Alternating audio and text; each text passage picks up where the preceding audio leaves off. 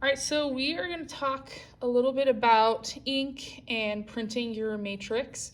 My matrix is about halfway carved out, so I am going to stop and start kind of testing it out. I'm going to pull a test print, which is called a proof.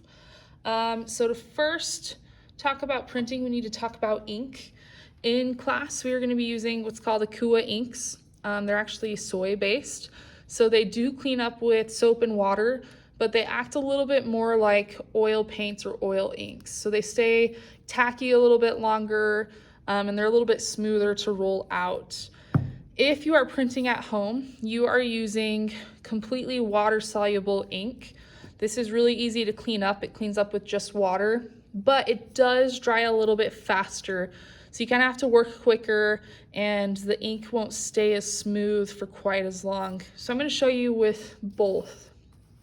When we are inking up in class, typically we use either plexiglass, so this is just a piece of plexi, or we will use actual glass. It's a really nice surface to clean off and it keeps the ink nice and smooth. This year we're going to be using disposable palettes. So it's basically wax paper.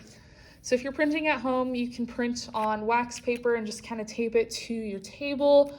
You can also try foil, or if you have any smooth surface that you can clean easily in a sink, that would work perfect. It does have to be completely flat though. So I'm going to get my disposable palette. And the first thing you're gonna do is take out some ink. So I'm gonna show you with Akua first. With Akua inks, you only need a tiny bit. It goes quite a long ways. Once you take ink out of the jar, you don't really want to put it back in because it collects dust and debris and it can make your ink really kind of gross. So I'm just going to take a tiny bit with my palette knife and I'm going to put it out on the disposable palette. I'm kind of making a nice smooth surface that is about the width, I would say it's like 3 to 4 inches, okay? Once you have your ink out, now we can talk a little bit about brayers. Brayers are the tools that we use to roll the ink out. We will be using these really nice speedball ones in class. If you're printing at home, you have these smaller brayers. They work pretty good. They don't roll out quite as smooth. They're a little bit on the cheap side, but they will work just fine for what you're doing, right? So I'm gonna use the one we're using in class, but they're both the same. You're gonna dip it into your ink and start to roll forward. You'll notice I'm not sitting going back and forth. I'm picking it up and starting at the bottom. That makes the ink nice and smooth and consistent. If you just sit going back and forth, it's not going to disperse the ink evenly, okay? With ink, you're paying attention to two things. The first one is the texture.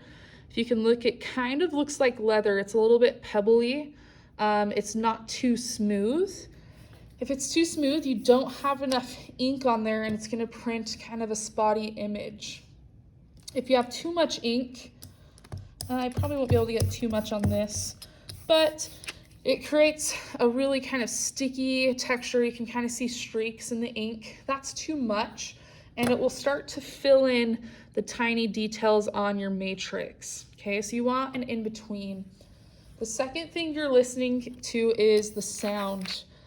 So I hope you can pick it up on the video, but it almost sounds like a sweaty person getting off a leather couch. It sounds sticky, but it's not sounding like a suction sound, right? So it's a very smooth, someone's told me it sounds like when you break a peppermint patty in half or like a cat purring, okay? So again, you're listening for the sound and you're looking at the texture. So that I would say is enough ink.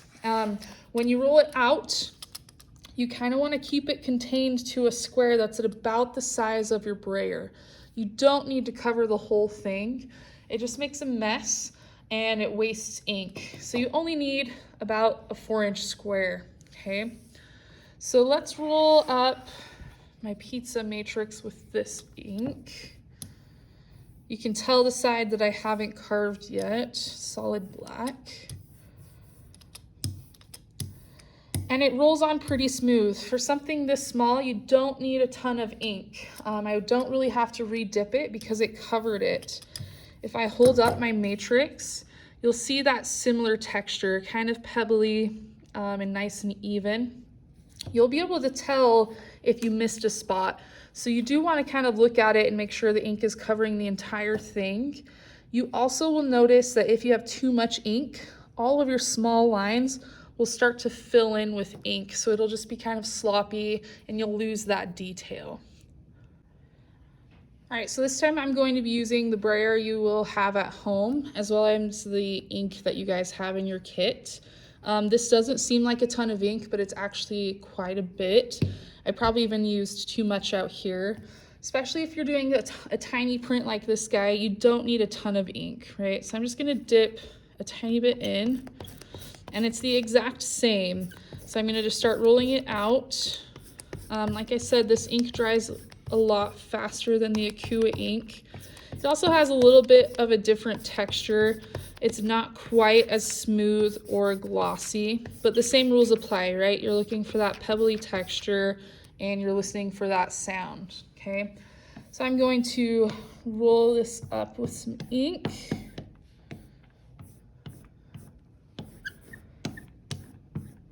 I might have to re-dip on this one just because it's a smaller brayer. And that looks pretty good. Okay, so I'm gonna set that aside. I got a little ink here, it's not a huge issue. This one, even though it's not done, I'm going to pull an actual print because the paper acts a little bit different. So for this one, you're just gonna try to center it as best you can. And again, once that paper's on there, you don't want it to move too much or else you will smudge your ink. So I'm just gonna apply some pressure with my hand and then again, use the Baron in small circles to apply pressure. The thicker the paper you're using, the more pressure you're gonna want to apply. If your paper also has a lot of texture to it, this one's pretty smooth. It doesn't have a huge tooth, but you do want to apply more pressure so that it can get in the texture of the paper. And this one you can still see the image kind of through the paper as well. So we're gonna apply pressure. I'm gonna switch this one more time.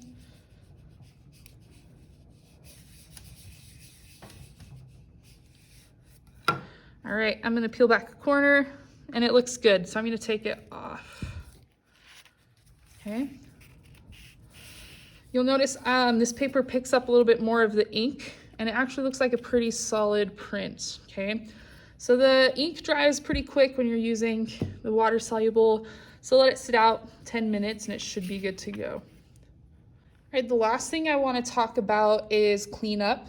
Your disposable palette can just get thrown away, so you don't need to clean this off, but your brayers, your ink knife, those can all just be cleaned with dish soap and water, right? So this brayer was about a tan, a light beige color when I started. It will clean up to be just the same color. So if there's any black residue on it, it's not exactly clean enough. And that can be a problem, especially when you're printing in color, because it will contaminate the colors that you choose, right? Same thing with the ink knife. Soap and water works perfect. You do want to make sure your ink can stays clean. So right here, there's a little smudge of ink on there. You'll find that this ink will get tracked around everywhere. And it's really hard to stay clean if the ink can is kind of goopy. So just tighten the lid down really good, wash it with soap and water, right? Same thing with this one. Just make sure no water can get in the ink and you are good to go. If you are using water-soluble ink, the quicker you clean it up, the easier it'll be. Like I said, this is almost dry already, so you'll have to work pretty fast to get that clean. As far as cleaning your matrix, I usually don't clean my matrix. As long as there's not a ton of ink on there, it's not going to be a problem. If you do want to clean it, soap and water works great, but I just put some on a paper towel and clean the surface. I don't give the entire matrix a bath.